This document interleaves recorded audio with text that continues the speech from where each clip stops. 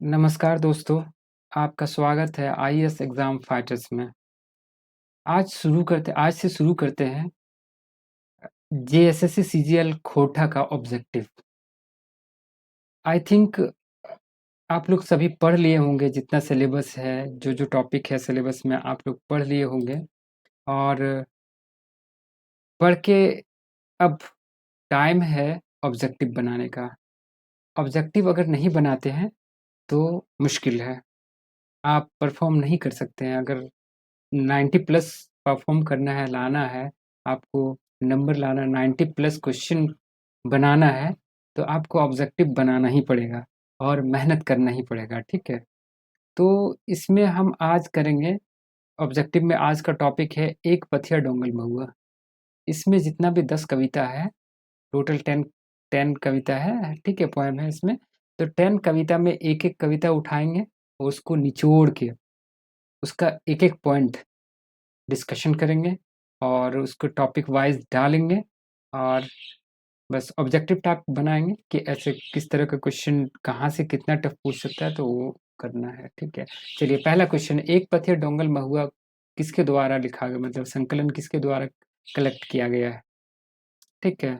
तो इसको पूछ रहा है कि किसके द्वारा कलेक्ट किया गया था?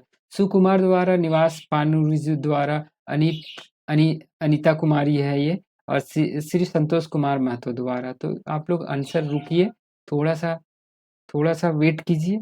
वेट करते हैं 1 मिनट, है ना? आप लोग बताइएगा आंसर, कमेंट में बताइएगा इसका और आंसर दीजिएगा, ठीक है? तो आप लोग पॉज़ कर लीजिएगा, बेहतर है यही कि आप पॉज़ कर लीजिएगा, आंसर दीजिएगा अपना, राइट लिखिएगा बुक में या तो कॉपी में लिख लीजिएगा पहले, उसके बाद आप देखिएगा, ठीक है? तो इसका आंसर है श्री संतोष कुमार महतो द्वारा। ये आसान ही है, कोई टफ नहीं है, ठीक है?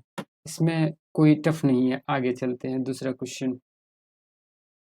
क्वेश्चन है, ये प्रश्न सेकंड है, हमनी मांझे कुछ बांदर, चीरे खातिर मायक आंचर, उगलत जहर लगवत आयग, रचत नरमेद। ये जो कविता में है, बीच लाइन में दिया हुआ है, मतलब एक कोई राइटर है, जो एक कविता है, राइटर का कविता है, उसके बीच में ये लाइन दिया हुआ है। आपको पहचानना है ये किस किस कविता में है, ठीक है?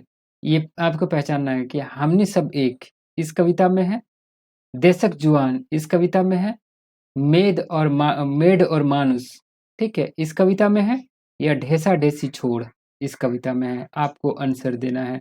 तो इसको इसी टाइप का क्वेश्चन रहेगा, अगर टफ बनाता है तो बीच से उठा के आपको दिया जाएगा और आपको यही पूछेगा कि कौन इसका मतलब किस कविता में है, या तो फिर इसको किसने लिखा है, तो इस टाइप का क्वेश्चन पूछेगा।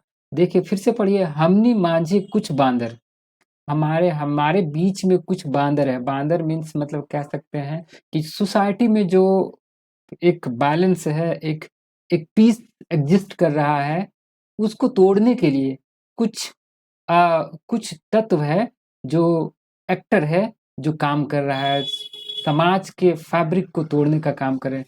चीरे खातिर मायक आंचर, हमारे देश का जो फैब्रिक है, यूनिटी इन डाइवर्सिटी, उसको तोड़ने के लिए वो उगलता है ज़हर, मतलब कोई भी बात बोलता है ना, तो वो ज़हर ही उगलता है, उससे लड़ाई ही होता है।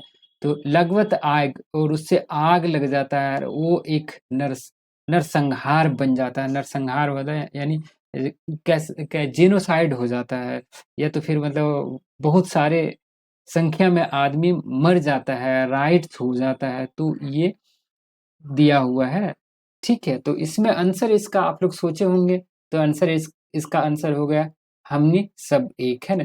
जो श्री निवास पानुरी जी का है कविता, है ना? हमनी सब एक जो कविता है उसमें ये दिया हुआ है, ठीक है? ये आंसर ये हो गया, ठीक है? आगे चलते हैं।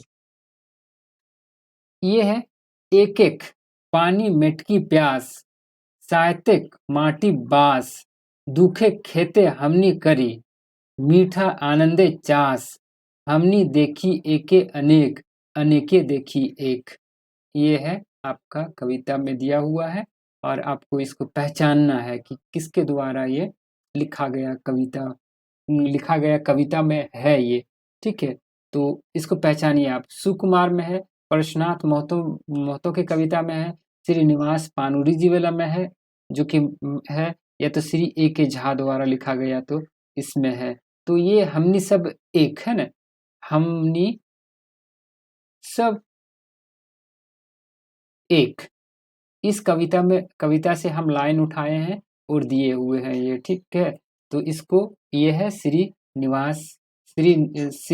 निवास पानुरी जी द्वारा लिखा गया कविता हमनी सब एक, इसमें दिया हुआ है, ठीक है। तो आप लोग पढ़े होंगे तो आराम से ये कर रहे होंगे। चलिए आगे देखते हैं।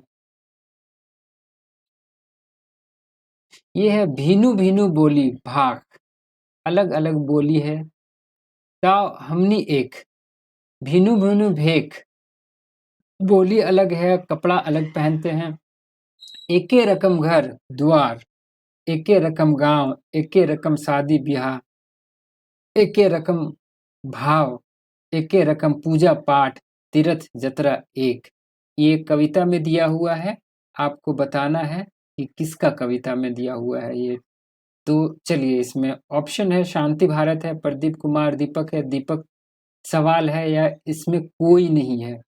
तो एक बार फिर से हम बता दें, ये जो है ना, हमनी हमनी हमनी सब सब एक, उस उससे उठाए हैं, पहला सेकंड थर्ड लाइन में है ये है। तो ये हो गया श्रीनिवास, इसको लिखा गया है श्री निवास पानुरी द्वारा, पा पा पानुरी द्वारा लिखा गया, जी द्वारा लिखा गया है, हमने सब एक। तो उसी में ये दिया हुआ है, ठीक है। आप लोग देखिएगा, फिर से पढ़ लीजिएगा एक बार और बार बार प्रैक्टिस कीजिए। चलिए आगे चलते हैं। ये है श्रीनिवास पानुरी जी का जन्म कब हुआ था, उसका बर्थ यानी बॉर्न कब हुआ था। तो इसमें जो है ना, आप लोग तो पढ़े होंगे, तो इसमें ऑप्शन ए हो जाएगा, ठीक है। इसका 24 जनवरी भी दिया हुआ है कहीं कहीं, ये तो कंफ्यूजन वाला है, हमको उतना पता नहीं है, रिसर्च तो नहीं किए हैं। तो आप लोग देख लीजिएगा, 25 दिसंबर है या 24 जनवरी है। तो लेकिन 1920 है, दिसंबर ये 1920 ये है, इसको ध्यान में रखिएगा, ठीक है। तो इतने ही है आज। आज बताइएगा कैसा आगे लेके, और किस तरह बनाएं वीडियो, और क्या इम्प्रूवमेंट करने की ज़रूरत है।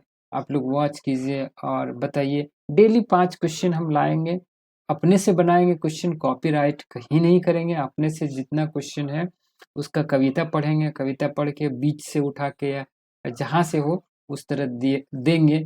और फिर ऑब्जेक्टिव वाला बुक आता है तो उससे भी कुछ कुछ देखेंगे और करेंगे, ठीक है। चलिए चलिए, फिर चलिए, थैंक यू फॉर वॉचिंग।